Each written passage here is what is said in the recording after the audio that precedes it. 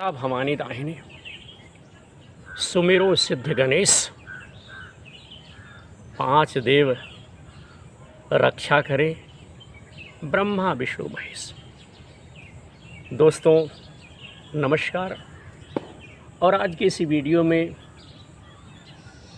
ममता से संबंधित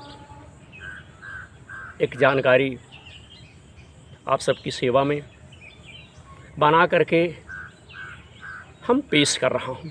आप लोग देखिए साथियों, माँ की ममता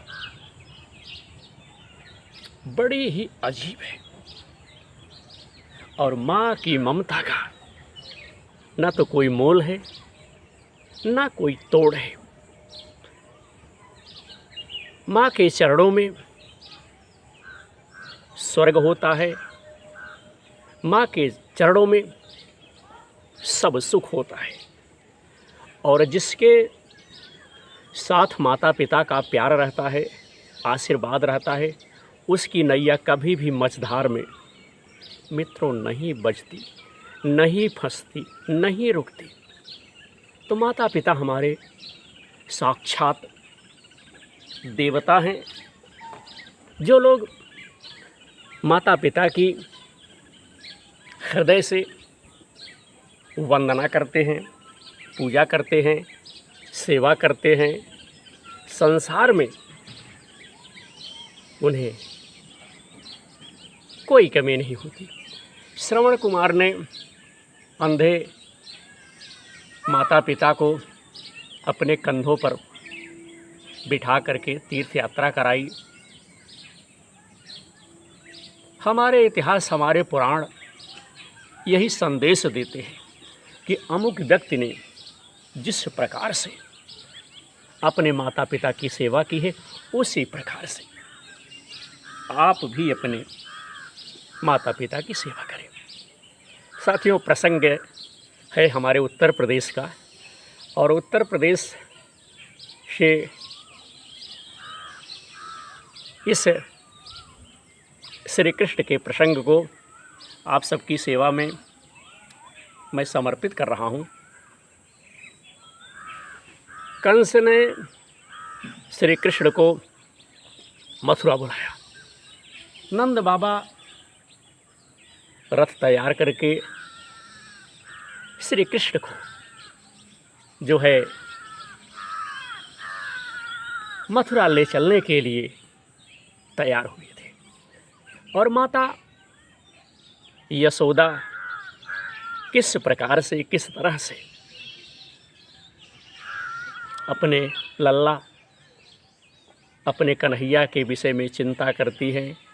और जो माता अपने पुत्र का लालन पालन करे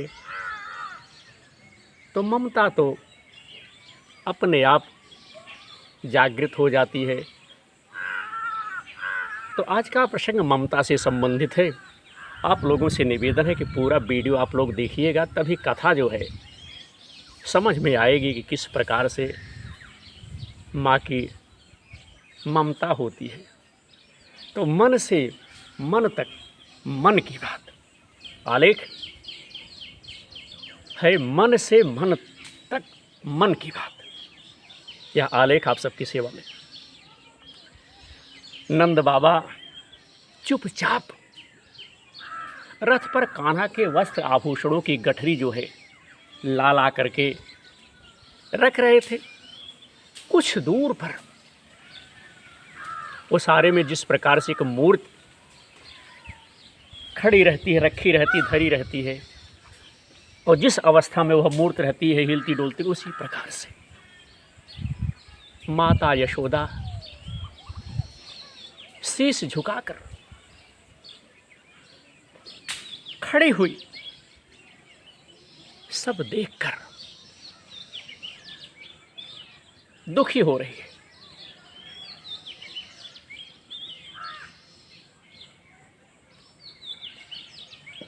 दीन अवस्था में देख करके यशोदा को नंद बाबा ने कहा कि दुखी क्यों हो यशोदा, दूसरे की वस्तु पर अपना क्या अधिकार है। जो चीज़ पर आई है उस पर हमारा और आपका क्या अधिकार है? किसी के जेब में कुछ रखा हुआ है तो वह धन हमारा और आपका नहीं, जो जेब में हमारे वही धन हमारा आपका है। जब इस प्रकार से नंद बाबा ने कहा तो भैया यशोदा ने शीश उठाकर नंद बाबा की तरफ देखा। जब नंद बाबा की ओर देखा तो नंद बाबा की आंखों से भी जल बरस रहा था।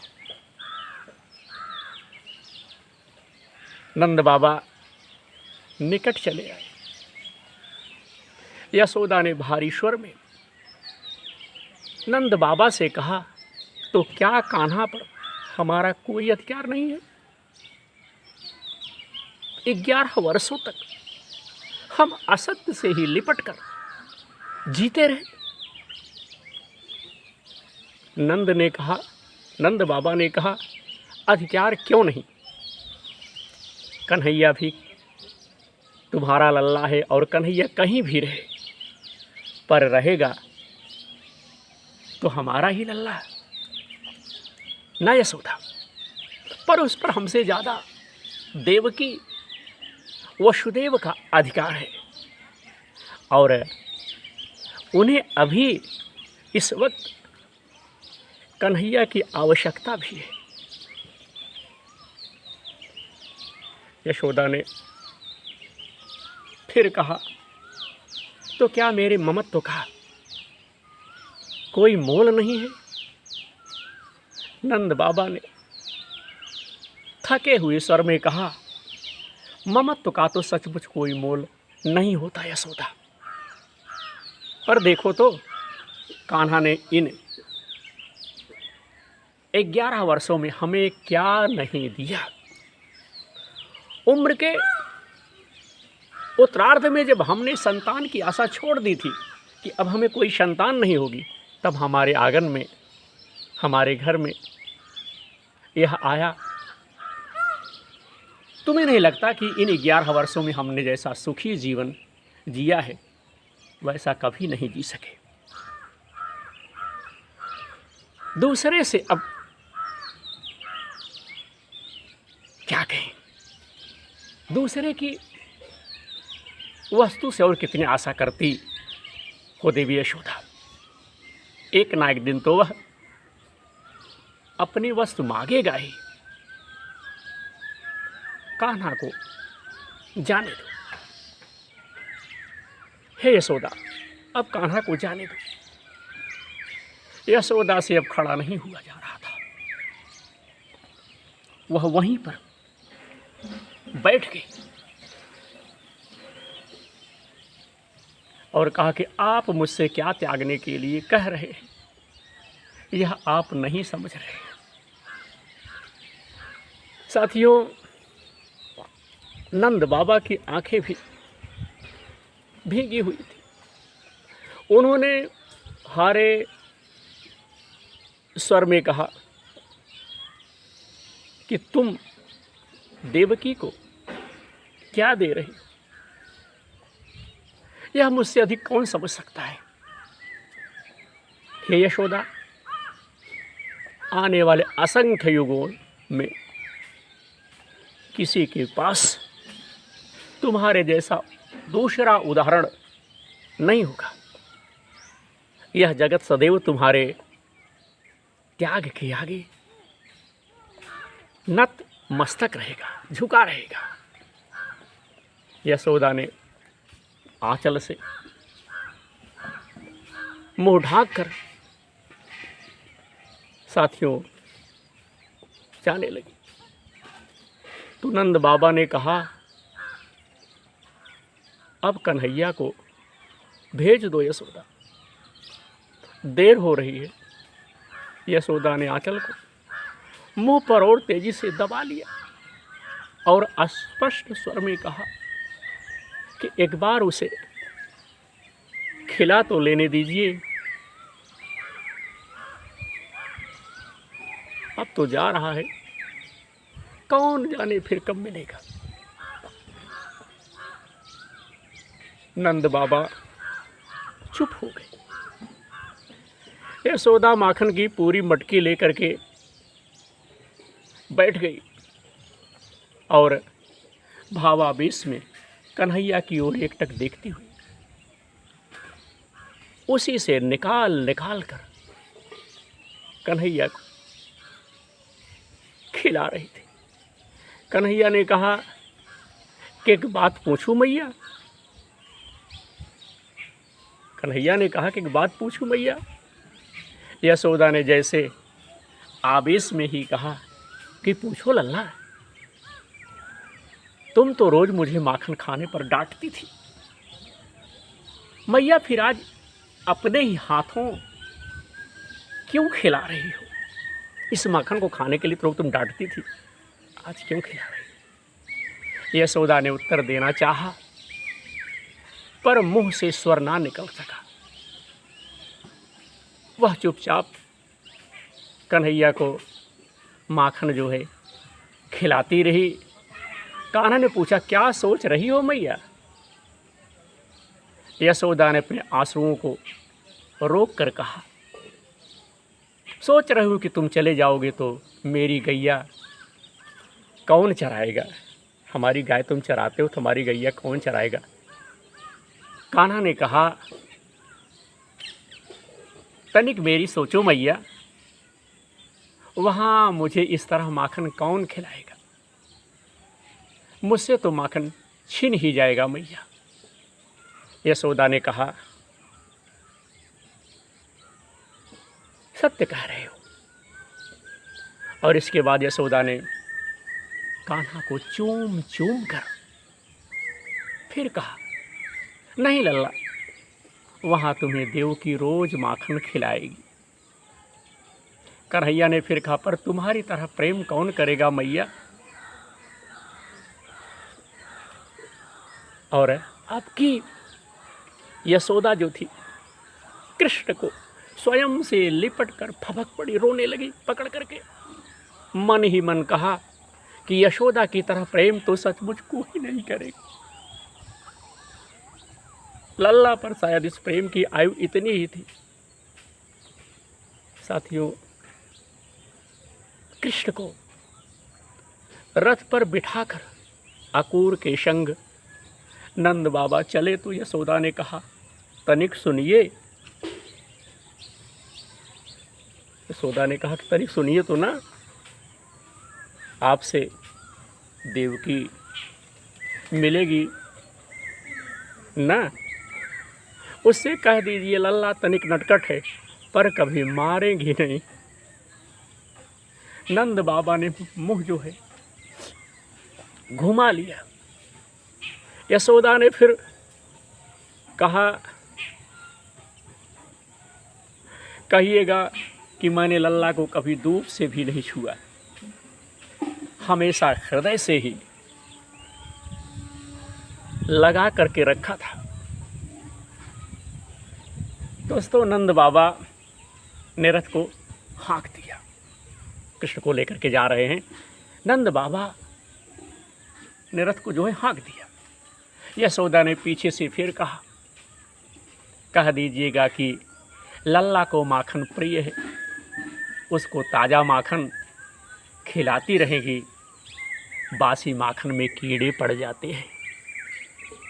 नंद बाबा की आंखें फिर भर आई। नंद बाबा भी रो रहे थे। सब लोग दुखी थे। उन्होंने घोड़े को तेज किया। यशोदा ने तनिक तेज स्वर में फिर कहा, कहिएगा कि बड़े कौर उसके गले में अटक जाते हैं, उसे छोटे छोटे कौर ही खिलाएगी। नंद बाबा ने घोड़े को जोर से हाँका कि अतिशीघ्र यहाँ से निकल जाएं, नहीं तो यशोदा और परेशान होगी। हाँक लगाई घोड़े को और साथियों, रथ धूल उड़ाते हुए बढ़ चला। यशोदा वहीं जमीन पर बैठ गई और फपक फपक कर रोने लगी और रोकर कहा, कृष्ण से भी कहिएगा कि मुझे स्मरण रखे। उधर रथ में बैठे कृष्ण ने मन ही मन कहा, तुम्हें यह जगत सदैव स्मरण रखेगा।